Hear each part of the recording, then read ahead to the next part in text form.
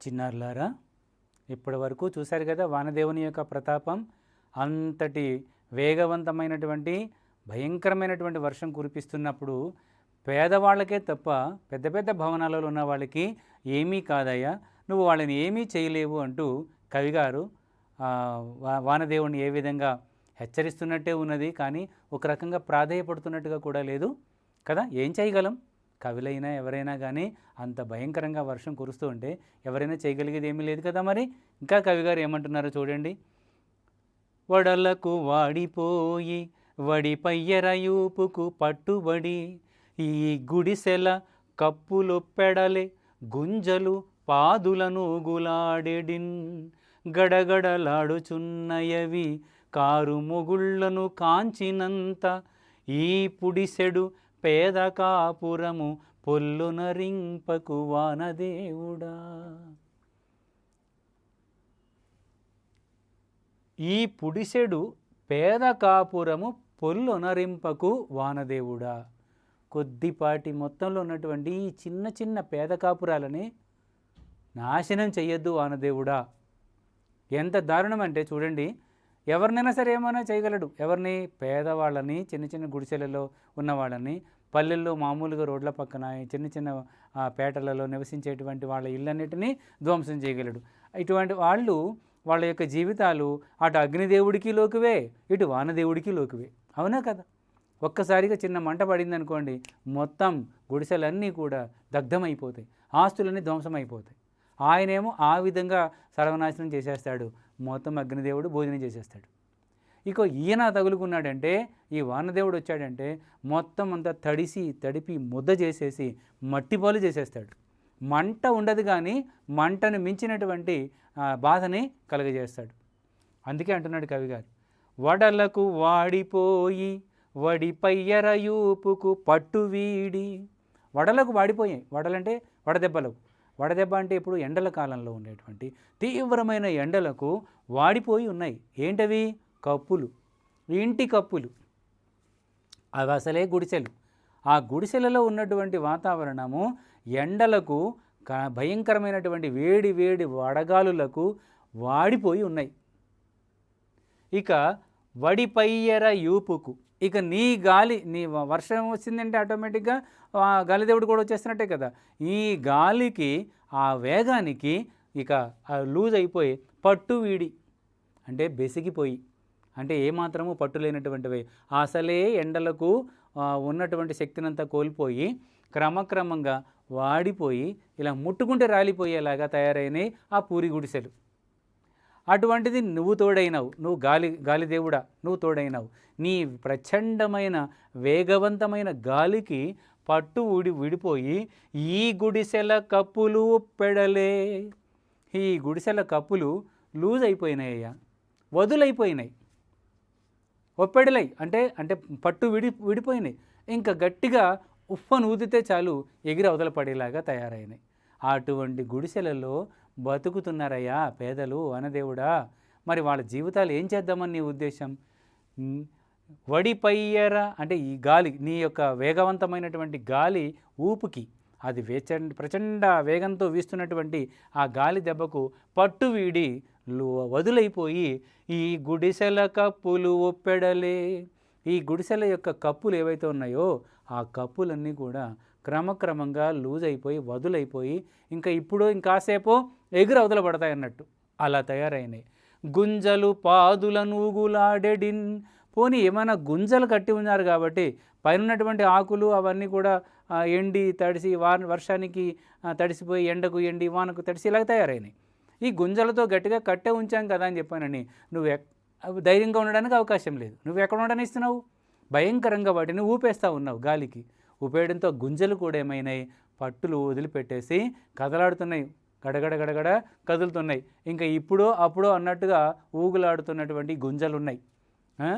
గడగడలాడుచున్నయవి కారుమొగుళ్లను గాంచినంత. కారుమొగుళ్ళు అంటే నల్లని మబ్బులు అని అర్థం. మొగిలి అంటే మబ్బు అనేది. కారుమొగిలి అంటే నల్లని మబ్బు అని.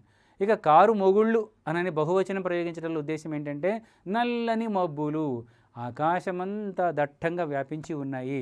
కారు మబ్బులు కురుస్తున్నట్టు వాటిని చూడంగానే ఇంకా ఇప్పుడు మరి కాసేపట్లోనూ ఈ గాలి క్రమంగా తుఫానుగా మారబోతోంది. తుఫాను, వర్షము, గాలి ఇవన్నీ కలిగితే ఒక్కసారిగా మేమేమైపోవాలి అని వాళ్ళు భయపడిపోతున్నారయ్యా.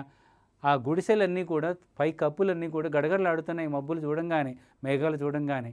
అయిపోయింది ఇంకా మా పరిస్థితి, మా జీవితాలు ఇక్కడితో అయిపోయినట్టే అని భయపడుతూ గడగడలాడుతున్నాయి. ఈ పుడిసెడు పేద కాపురము పొల్లునరింపకు వానదేవుడా. ఈ ఉన్నటువంటి ఈ పిడికిలంతా పేదవాళ్ళ యొక్క ఈ కాపురాలని, ఈ జీవితాలని సర్వనాశనం చేయడానికి సిద్ధమవుతున్నావా? వద్దయ్యా వానదేవుడా. వాళ్ళని కనీసం అలాగనైనా బతకని, ఆ గుడిసెల్లోనైనా బ్రతకని, మా మాట విని, నా మాట విని, నా వేదన గ్రహించి వాళ్ళ జీవితాలను కాస్తంత ప్రశాంతంగా ఉండని. నువ్వు గట్టిగా వీచినా గాలిదేవుడా ఎగురవతల పడతాయి. గుడిసెల యొక్క ఆ టాపులన్నీ ఎగిరిపోతాయి. పెద్ద పెద్ద భవనాలే ఎగిరిపోయినటువంటి దృశ్యాలు మీరు సినిమాలలోనూ అలాగే వీడియోలలోనూ కూడా చూసే ఉంటారు. వర్షం, వానదేవుడు, ప్రకృతి గనక కోపిస్తే గనక పరిస్థితి ఎంత భయంకరంగా ఉంటుందనేది మీరు ఇప్పుడు మీరు చిన్నవాళ్ళైనా అంతకు ముందు కూడా ఎప్పుడైనా చూసి ఉండొచ్చు. కానీ తర్వాత కూడా ఇలాంటి ఉపద్రవాలు జరిగినప్పుడు ఏం జరుగుతుంది అనేది పెద్దవాళ్ళని అడిగి తెలుసుకుంటుండండి. ఇప్పుడు ఈ పాఠ్యభాగం ద్వారా మనం కొంత గ్రహించాం కదా. వడలకు వాడిపోయి, ఎండ దెబ్బలకు, ఎండ భయంకరమైన వేడికి వాడిపోయి, వడి పయ్యరయూపుకు పట్టు వీడి, భయంకరమైనటువంటి వేగవంతమైనటువంటి గాలుల దెబ్బకు ఊడిపోయి, పట్టు విడిపోయి, ఈ గుడిసెల కప్పులు ఒప్పెడలే, ఈ గుడిసెల యొక్క కప్పులు ఏవైతే ఉన్నాయో, పైన పూరిపాకల కప్పులు ఏవైతే పై కప్పులు ఏవైతే ఉన్నాయో అవన్నీ వదులైపోయినాయి. గుంజల పాదులు ఊగులాడెడిన్, ఈ గుంజలున్నాయే, పాదులు అంటే మొదళ్ళన్నీ కూడా పట్టుకుని ఇలా గాలి ఊపుతూ ఉంటే అవి ఎంతసేపు పట్టుకుని ఉంటాయి? మొత్తం ఇల్లే ఎగిరిపోయే పరిస్థితి వచ్చేసింది. పైన కప్పులు లూజ్ అయిపోయినాయి, ఈ గుంజలు లూజ్ అయిపోయినాయి, ఇంకొక్కటే మిగిలింది, ఎగిరి అవతల పడేయటమే. మొత్తం గాలి గట్టిగా కనుక ఒక్కసారి వీస్తే ఈ ఇల్లుతో సహా ఎగిరి అవతల పడతాయి. అప్పుడు ఇక్కడ ఉండిపోతారు ఈ కుటుంబాలు, పేద కుటుంబాలు. గడగడలాడుచున్నయవి కారు మొగుళ్లను గాంచినంత, ఆ కారు మొగుళ్ళు అంటే కారు మబ్బులను చూసిన వెంటనే ఆ ఇళ్ల పైకప్పులన్నీ కూడా భయంతో వణికిపోతున్నాయి. ఏం జరగబోతోందో తమ జీవితాలకు అని భయంతో వణికిపోతున్నాయి. అయ్యా వానదేవుడా, దయచేసి ఆ కుటుంబాలని, ఆ పేద కాపురాలని సర్వనాశనం చేయడానికి నువ్వు రావద్దు. దయచేసి చూడు, ఈ పుడిసెడు పేద కాపురము పొల్లునరింపకు వానదేవుడా. వాటిని సర్వనాశనం చేసి పొల్లు చెయ్యకు, అంటే వాటిని లేకుండా చెయ్యకు, వాటిని అలా బ్రతకని కనీసం. కానీ నీ వాతావరణం, నీ పద్ధతి చూస్తుంటే అలా ఉండనిచ్చేలా లేవు, అలా ఉండనివ్వడు కూడా. ఇప్పుడు మనం చూస్తున్నాం కదా, వాతావరణ కేంద్రం వాళ్ళ హెచ్చరికలన్నీ చూస్తూ ఉంటాం కదా. భయంకరమైనటువంటి గాలులతో ఈ తుఫాను తీరం దాటింది. ఆ తీరం దాటే ముందు ఇగో ఈ ప్రాంతాలన్నీ కూడా ఎంత వర్షం పడుతుంది, ఈ మామూలు వర్షాలు, భారీ వర్షాలు, అతి భారీ వర్షాలు కురుస్తాయంటూ టీవీలలో చెప్తూ ఉంటారు కదా. ఆ చెప్పేటువంటి విషయాలు అవి వాస్తవాలే. ఆ వాస్తవాలనే కవిగారు ఇక్కడ ఆందోళనతో చెప్తున్నారు. పెద్ద పెద్ద ఇళ్లల్లో ఉండేటువంటి వాళ్ళు లోపలుండి ధైర్యంగా ఉండి, వార్త ఎటువంటిదైనా సరే ఏం కాదులే అన్నట్టు టీవీలు చూస్తూ ఉంటారు. కరెంటు పోతే జనరేటర్లు అవి పెట్టుకొని మళ్ళీ కరెంటు తెచ్చుకొని వాటితో టీవీలు చూసినా, ఫ్యాన్లు చూసి వేసుకున్న, ట్యూబ్ లైట్లు వెలిగించుకున్న, వాళ్ళ సంతోషాలకి, వాళ్ళ ఆనందాలకి ఎలాంటి ఆటంకం కలగకుండా చూసుకుంటారు. వాళ్ళ ఇళ్లలో కావాల్సినటువంటి సౌకర్యాలని పెట్టుకుంటారు, ధనవంతులు కాబట్టి. మరి పేదవాళ్ళ పరిస్థితి ఏంటి? వీళ్ళు మనుషులు కారా? మరి వీళ్ళ జీవితాలు సర్వనాశనం చేయడానికి కంకణం కట్టుకొని అంత వేగంగా వస్తున్నావే. అయ్యా నీకు దండం పెడతా వానదేవుడా, దయచేసి ఈ పేద కాపురాలని సర్వనాశనం చెయ్యొద్దు, వాళ్ళని అలా బ్రతకనియ్యి. గప గప చొచ్చివచ్చు చలిగాలికి కప్పులు లేని దీపముల్. ఇంకా ఆ గుడిసెలకు జరుగుతున్నటువంటి ఘోరాల గురించి ఇంకొక పద్యంలో కవిగారు ఎలా వర్ణిస్తున్నారు చూడండి. గపగప చొచ్చివచ్చు చలిగాలికి కప్పులు లేని దీపముల్ రెపరెపలాడిపోయే, చలరేగిన చీకటిలో శరీరముల్ రిపులకున్ అప్పచెప్పిన దరిద్రులు నిద్రలు పోయినారు. నీవిపుడే సవారి చేసిన్ అలయింపకు వారిని వానదేవుడా. వానదేవుడా, ఒక్కసారి ఆ గుడిసెలోకి తొంగి చూడయ్యా. ఆ ఊగుతున్నటువంటి గుడిసెలోనే ప్రపంచం తెలియనటువంటి పసిపిల్లలు తమ తల్లిదండ్రులతో సహా కలిసి ఒకే ఒక్క చిన్న చుట్టులో పడి నిద్రపోతూ ఉన్నారు. నువ్వా హఠాత్తుగా ఆకాశమంతా కమ్మేసి కొద్దిసేపట్లో ప్రళయాన్ని సృష్టించడానికి సిద్ధంగా ఉన్నావు. ఒక్కసారి చూడు, ఎవరి ఇళ్లలోనైనా ధనవంతుల ఇళ్లలో కరెంటు పోయినా వెంటనే వాళ్ళు జనరేటర్లు ఆన్ చేసుకొని, ఇన్వర్టర్లు ఆన్ చేసుకొని వెంటనే కరెంటు తెప్పించుకొని ఆ సౌఖ్యానికి ఏమాత్రం భంగం లేకుండా వాళ్ళున్నారు. తెల్లవారిన తర్వాత తలుపులు తీసి చూసి, వా వర్షం వచ్చిందా, ఇంత వర్షం కురిసిందా, పాపం చుట్టుపక్కలంతా కూడా తడిసి ముద్దయిందే, వరద అయిందే అంటూ చెప్పుకుంటారు. అంత వర్షం వచ్చినటువంటి విషయమే తెలియకుండా హాయిగా వాళ్ళు నిద్రపోతారు. కానీ వీళ్ళు ఎలాగయ్యా, గపగప చొచ్చి వచ్చు చలిగాలికి, అసలే చలిగాలు, నువ్వు దానికి తోడు నువ్వు భయంకరమైనటువంటి గాలులు వీస్తున్నావు. ఆ గాలులన్నీ కూడా లోపల సందులలో నుంచి, ఆ గుడిసెల పైకప్పుల్లోని రంధ్రాల నుంచి, ఆ తలుపుల మూలల్లో నుంచి, కిటికీలలో నుంచి ఎంత జాగ్రత్తగా కాపాడుకుందామన్నా నీ శక్తి ముందు వాళ్ళ యొక్క జాగ్రత్తలు ఏమీ పనికి రావడంలా లోపలకు చొచ్చుకొచ్చేసినాయి. ఆ కప్పులు లేనటువంటి చలిగాలికి, కప్పులు లేవు అంటే ఏమాత్రము, మన బల్బులు ఉన్నాయనుకోండి, బల్బులకు కప్పులు అంటే ఉంటాయి కదా, బుగ్గలు ఉంటాయి కదా, ఆ బుగ్గలు లేవు వాళ్ళకి. కరెంట్ ఎక్కడ ఉంటుంది వాళ్ళకి? వాళ్ళు వెళ్ళి గుడ్డి దీపాలు అవి. ఆ గుడ్డి దీపాలకు ఏమని అడ్డం పెడతారు? ఒకవేళ ఏం అడ్డం పెట్టినా అటు ఊగి ఇటు ఊగి టప్మనది ఆరిపోయినాయి. ఆ కప్పులు లేని దీపములు రెపరెపలాడిపోతూ ఉన్నాయి. ఇప్పుడా ఇంకాసేపట్లోనే ఆరిపోవడానికి సిద్ధంగా ఉన్నాయి. చెలరేగిన చీకటిల్లో ఆరిపోయినాయి కూడా. ఎంతసేపు ఉంటాయి? వట్టిగా వెలుగుతున్నటువంటి ఆ గుడ్డి దీపాలు నీ ప్రచండమైనటువంటి వేగానికి, ఆ గాలులకు ఎక్కడ ఆగుతాయి? టప్మన ఆరిపోయినాయి. ఆరిపోయిన విషయాన్ని కూడా తెలుసుకున్నా ఏమీ చేయలేనటువంటి దుస్థితి. ఎందుకంటే పొత్తిళ్లలో చిన్న చిన్న బిడ్డలు ఉంటారు. కొంచెం ఊహ తెలిసినటువంటి పసివాళ్ళు కొంచెం ఎడంగా పడుకొని ఉంటారు. అటు పక్కన తండ్రి, ఇటు పక్కన తల్లి, ఆ పక్కన ముసలి అవ్వ, లేదంటే ముసలి తండ్రి, ఇలా ఆ కుటుంబం ఎంత దీనమైనటువంటి దుస్థితిలో బతుకుతూ ఉంటుంది.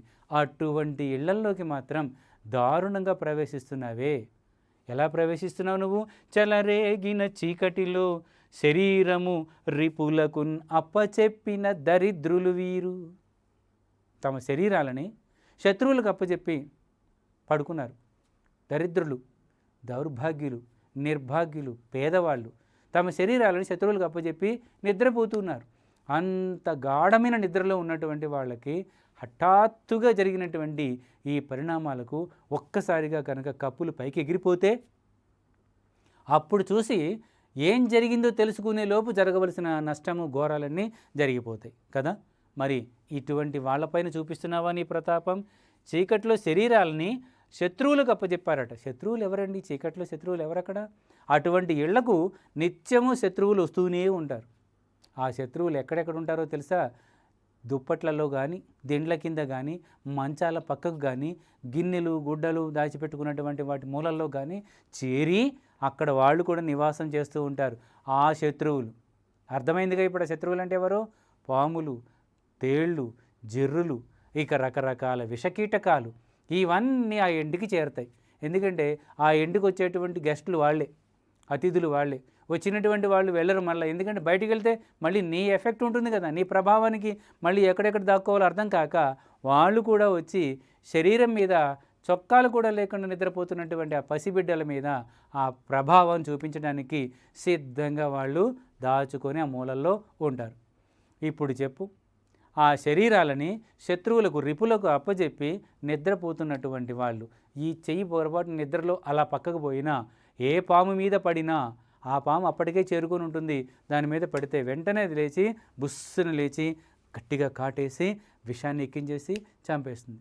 క్షణంలో వాళ్ళ ప్రాణాలు పోతాయి కదా. అటువంటి స్థితిలో శరీరాలు చీకట్లు, పైగా చీకటి, ఏం కరిచిందో తెలియదు, ఏం కుట్టిందో తెలియదు. తెలుసుకోవాలనుకునే లోపు ఆ జరగాల్సినటువంటి నష్టము జరిగిపోతుంది. ఆ రిపులకు అప్పచెప్పినటువంటి దరిద్రులయ్యా వీళ్ళు. నిద్రలు పోతున్నారు, ప్రశాంతంగా నిద్రపోతున్నారు, కానీ నిద్ర కూడా ప్రశాంతంగా పోనీవా?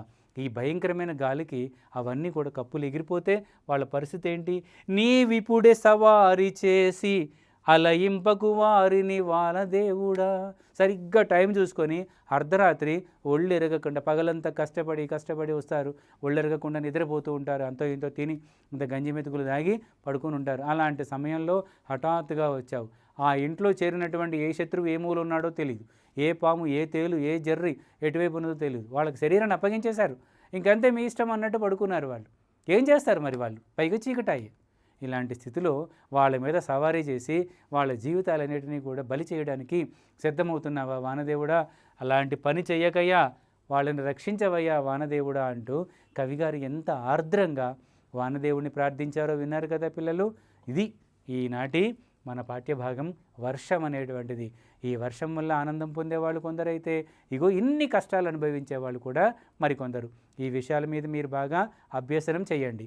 ముందే చెప్పాను కదా, ఎక్కడెక్కడ ఎటువంటి ఉపద్రవాలు జరుగుతున్నాయి, ఎండల వల్ల కానీ, వర్షాల వల్ల కానీ, మరి ఇంకే ప్రకృతి వైపరీత్యాల వల్లనైనా సరే ఎవరెవరు బాధలు పడుతున్నారు, ఎటువంటి వాళ్ళు ఆనందంగా ఉన్నారు, ఎవరికి కష్టం, ఎవరికి నష్టం, ఎవరికి సంతోషం, ఇవన్నీ మీరు ఒక పుస్తకంలో రాసి పెట్టుకోండి. ఓకేనా? ఇక లాస్ట్కు సూక్తి చెప్పుకొని ఈ పాఠాన్ని ముగిద్దామా? ప్రకృతి తల్లి లాంటిది, ఒక్కోసారి కోపంతో కసురుకున్నా వెంటనే దగ్గరకు తీసుకొని లాలిస్తుంది. అంతే, ప్రకృతి తల్లి లాంటిది. ఆ ఒడిలో పెట్టుకొని పాలిచ్చి పెంచి రక్షణ కలిగజేస్తుంది. కోపం వస్తే మాత్రం విసిరి కొట్టినట్టుగా చేస్తుంటుందన్నమాట. అందువల్ల వర్షం పడితే రైతులకు ఆనందం, చక్కగా పొలం దున్నుకుంటూ ఉంటారు, పచ్చని చేలతో పంటలని పండించి ఈ భూమికి పచ్చల హారాన్ని తొడుగుతారు. అది రైతుల యొక్క ఆనందం. కానీ ఆ వర్షమే వరదగా మారిపోతే ఆ రైతు కంట కూడా పంటమాట దేవుడెరుగు, కంట కన్నీరే మిగులుతుంది. పేదవాళ్ళ గుడిసెలని ఎగిరిపోతాయి, వాళ్ళ జీవితాలు దుర్భరం అయిపోతాయి. కాబట్టి ఈ పరిస్థితులను తెలియజేస్తూ వానదేవుణ్ణి ప్రార్థిస్తున్నటువంటి మన గొప్ప కవి గారు, ఆయన యొక్క దుర్గయ్య గారి యొక్క పల్లా దుర్గయ్య గారి యొక్క కవిత ఎంతో బాగున్నది కదా. నేను చెప్పిన విషయాలన్నీ గుర్తుపెట్టుకొని మరి మీరు కూడా అభ్యసనం చేస్తారా? అంతవరకు మీ అందరికీ ఆశీస్సులు తెలియజేస్తూ శుభమస్తు.